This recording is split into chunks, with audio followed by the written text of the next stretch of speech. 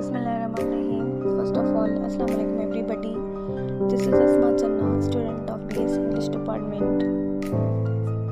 However, the poem that I am going to analyze or interpret in this very video presentation is the poem by Walt Whitman, O Captain, My Captain.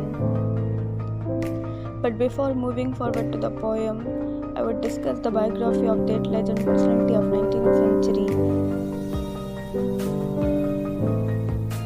असां सब खां पहिरियों vault vitamin जी biography खे discuss कंदासीं ऐं उन खां बाद में असां पोइम खे लाइन बाय लाइन एक्सप्लेन कंदासीं ऐं आख़िर में हिन पोइम जा कुझु मेजर थीम्स डिस्कस कंदासीं. So let's move on and get start. Walt Whitman और वॉल्टर विटमिन. वॉल्ट विटमिन जो असुल नालो वॉल्टर विटमिन हो ऐं बाद में हुनजो नेम वॉल्ट विटमिन रखियो वियो छो त हिन जे फादर जो बि इहो साॻियो नालो वॉल्टर विटमिन हो. तंहिं करे कुझु डिफरेंट क्रिएट करण जे लाइ वॉल्टर खां हिनजो नेम वॉल्ट रखियो वियो.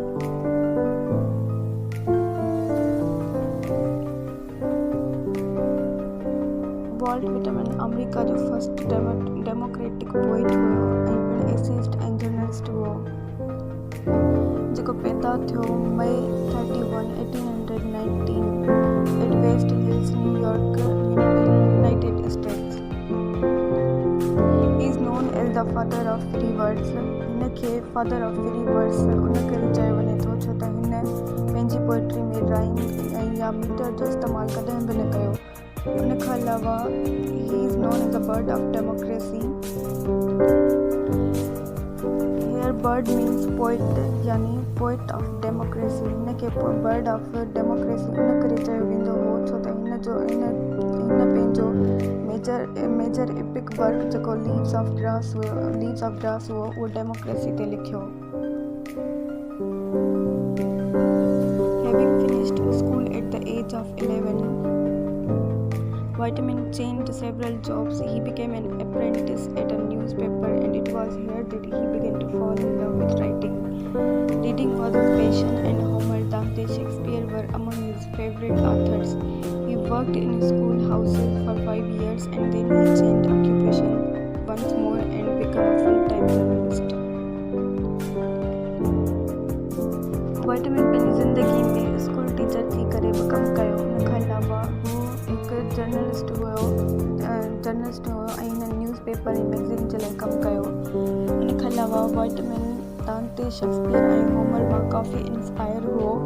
हू अक्सर हिन टिनि ऑथर्स जा वर्क्स पढ़ंदो हुओ. He is a mystic and transcendental in his theory of poetry.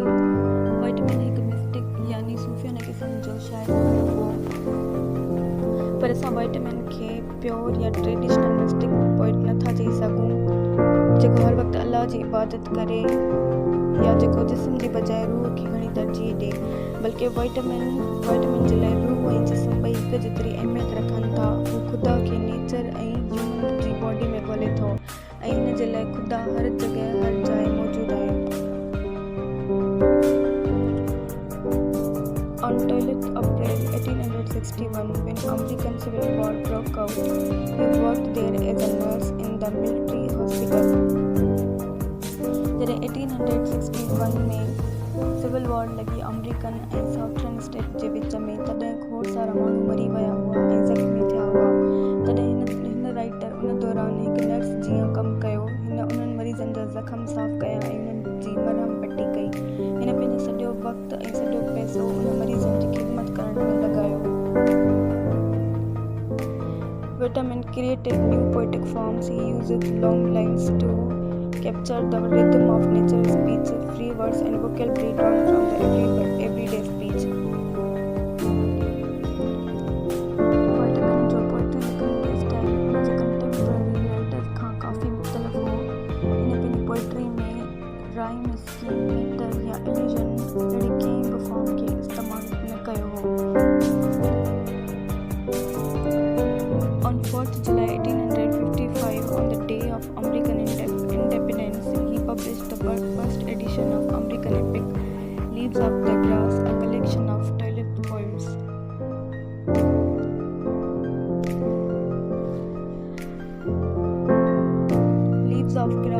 Grass Whitman जो मेजर कंट्रीब्यूशन आहे लिटरेचर में ऐं हुन में जेके मेजर पोएम्स आहिनि वॉल्ट व्हिटमैन जा उहे कुझु ही आहिनि one self I sing O captain my captain O me O life as I pondered in silence for him I sing Walt Whitman song at sunset ashes of soldiers इन खां अलावा जेके major themes ही पंहिंजे poems में use कंदो हुयो उहे कुझु ही आहिनि democracy individuality nature eroticism life and death cycle war body and sole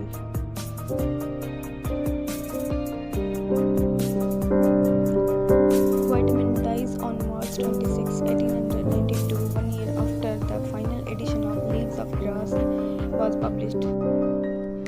His autopsy revealed his cause of death as emphysema. Whitman ji death 1892 में थी जॾहिं हिन लीव्स ऑफ ग्रास जो फाइनल पार्ट पब्लिश करायो ऐं हिन जे पोस्टमार्टम मुताबिक़ हिन जी डेथ जेका हुई उहा एम्फिसेमा जे करे थी जंहिंमें हिन जा लंग्स जेके हुआ उहे डिस्ट्रॉय थी चुका हुआ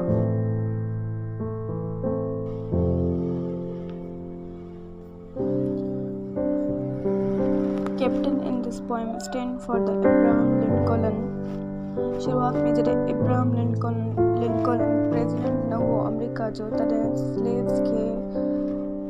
ब्लैक स्लेव्स खे ख़रीद करण ऐं खपाइण जो रवाजु हूंदो हो अमेरिका में ऐं उन्हनि ते हद खां वधीक ज़ुल्म ऐं सितम कयो वेंदो हो पर जॾहिं लिंकॉलन प्रेसिडेंट थियो अमेरिका में 1861 में तॾहिं हिन उन ट्रेडिशन खे ख़तमु करणु पई चाहियो He wanted to give the Negro slaves freedom and human dignity. Thus he fought a civil war against the Southern states. उन वर खां पोइ स्लेव्स खे नेठ आज़ादी त मिली पर उन जंग में लिंकॉलन मौत जो शिकार बणिजी वियो So this poem is an elegy. Whitman wrote this poem as an mourning poem for President Abraham Lincoln after his assassinated by John Wilkes in 1865. Oh captain, my captain, our fearful trip is done. हिते poet चए थो कि पंहिंजे captain खे त ॿुध captain मुंहिंजो captain असांजो जेको तमामु ॾुखियो सफ़र हुओ जेको इंतिहाई दर्दनाक हुओ उहो हाणे मुकमल थी चुको आहे The ship has weathered every wreck, the prize we sought is won. Here ship stand for the America.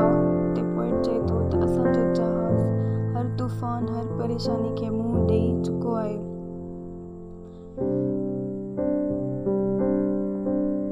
The prize we sought is won. ऐं जेको इनाम अवॉर्ड असां चाहियूं पिया हासिल करणु उहो बि नेठ असां हासिल करे चुका आहियूं The bells I hear, the people all exulting, while fellows eyes the steady kneel, the vessel grim and daring. असांजी मंज़िल हाणे बिल्कुलु क़रीब आहे ऐं ही घंटियूं जेके आऊं ॿुधी रहियो आहियां ऐं जेके वॾियूं रहियूं आहिनि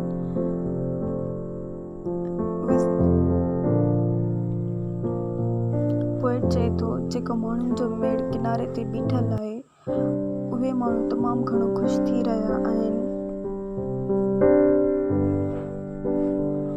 ऐं हू जेको असांजो जहाज़ आहे ग्रिम ऐं टेरिंग आहे जेको उनजो किनारे ते पहुचण जो इंतज़ारु करे रहिया आहिनि But oh heart, heart, heart, ए दिल, oh the bleeding drops of red, ही रक्त जा वहंदड़ फुड़ा Where on the deck my captain lies, जहाज छित ते मुंहिंजो कप्तान लेटल आहे Fallen cold and dead, उनजो जिस्म थधो थी चुको आहे ऐं हू मरी चुको आहे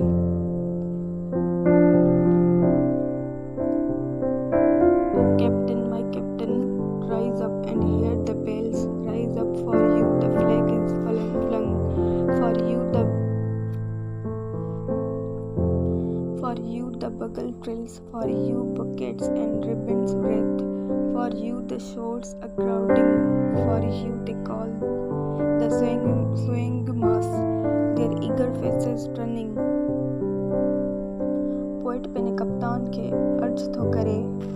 उथ ॾिस ही झंडा जेके तुंहिंजी नेशन लहराए रही आहे उहे सभु तुंहिंजे लाइ आहिनि। ही ट्रम्प्स म्यूज़िकल हॉर्न्स ही सभु तुंहिंजे लाइ वॼी रहिया आहिनि ऐं ही गुलनि जा दस्ता ही रिबन्स ही रेत बि सभु तुंहिंजे लाइ आहिनि ऐं ही जेको किनारे ते क्राउड गॾु थियल आहे उहे बि सभु तुंहिंजी आमद लाइ बीठा आहिनि। ही जेके माण्हू एॾा एक्साइटेड थी रहिया आहिनि उहे सभु तुंहिंजे लाइ आया आहिनि। उहे तोखे ई सॾे रहिया आहिनि। तूं उथ ऐं ॾिस हिननि जा ख़ुशी ऐं जोश वारा चेहरा।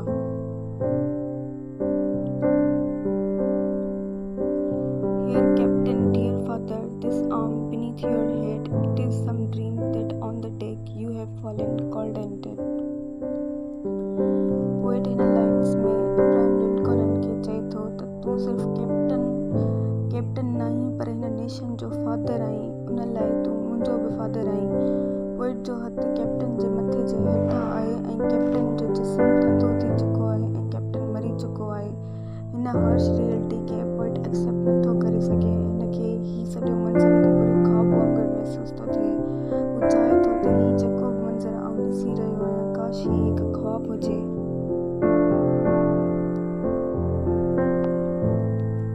My captain does not answer. His lips are pale and still. My father does not feel my arm. He has no pulse nor will. The ship is anchored safe and sound, its voyage closed and done. From fearful trip, the victor ship comes in with object won. The poet चए थो त मुंहिंजो captain जवाब न पियो ॾे। हिन जा चप बिल्कुलु पेल यानी फिका थी चुका आहिनि ऐं मुंहुं बि न पिया कनि। बिल्कुलु पाण में स्टक थी विया आहिनि। उन खां अलावा पोएट चए थो त कैप्टन खे मुंहिंजी बांह जेका उन जे हेड जे हेठां ॾिनल आहे उहा फील न पई थिए। हिन जी नफ़्स बि हाणे बीह वई आहे। मतिलबु त हू हाणे ज़िंदा न आहे रहियो ऐं हिन जे अंदरि कुझु करण जी विल बाक़ी न रही आहे। अॻिते पोएट चए थो त ही जेको जहाज़ आहे उहो सेफली पंहिंजी मंज़िल ॾांहुं पहुची चुको आहे। हिन जा हाणे सभु ट्रायल्स ख़तमु थी चुका आहिनि ऐं असांजो ख़ौफ़ वारो सफ़र बि हाणे पंहिंजी पुॼाणी ते पहुतो आहे ऐं असां हाणे पंहिंजो मक़सद बि हासिल करे चुका आहियूं। Exalto shades and ringo bells, but I with mournful tread walk the deck. My captain lies, fallen cold and dead. Poet किनारनि ते बीठल उन माण्हुनि खे चई रहियो आहे त तव्हां पंहिंजा इंस्ट्रूमेंट वॼायो, तव्हां ख़ुशियूं मल्हायो, पर आउं पंहिंजे ॾुखायल क़दमनि सां पंहिंजे जहाज़ जी छत ॾांहुं वञा पियो जिते मुंहिंजो कैप्टन मुंहिंजो कप्तान आहे जंहिंजो जिस्म थधो थी चुको आहे ऐं जेको मरी चुको आहे। Here are the major themes of the poem: masculine love, admiration, patriotism, suffering, victory and loss. So that is the end of my presentation. Thanks for your consideration.